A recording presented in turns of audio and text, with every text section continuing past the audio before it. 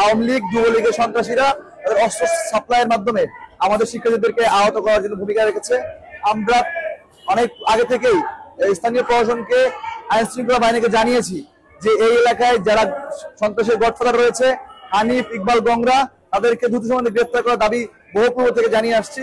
কিন্তু হাটাজারি থানা ওসি, হাটাজারি থানা প্রশাসন তাদেরকে গ্রেফতার করতে, তাদেরকে শাস্তির আওতায় নিয়ে আসতে পুরোপুরি ব্যর্থ হয়েছে।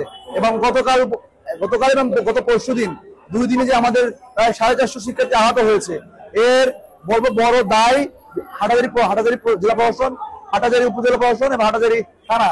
কারণ তারা এই সন্ত্রাসীদেরকে নিবৃত্ত করতে পারে নাই, বা এখানে থাকা যে অস্ত্রগুলো রয়েছে সেই অস্ত্রগুলোকে এর পূর্বে কখনো অভিযান চালিয়ে উদ্ধার করতে পারে নাই। আমাদের এখন দাবি হচ্ছে এখানে যে অস্ত্র রয়েছে সেই অস্ত্রগুলোকে উদ্ধার করতে হবে। আমাদের শিক্ষার্থীদেরকে পর্যাপ্ত এবং উন্নত মানের চিকিৎসা সেবা নিশ্চিত করতে হবে। হামলা করেছে তাদের সবাইকে বিচারের আওতায় নিয়ে এসে আমাদের এই ঘটনাকে এখানে শেষ করবে, এটা আমরা প্রশাসনের কাছে দাবি জানাচ্ছি।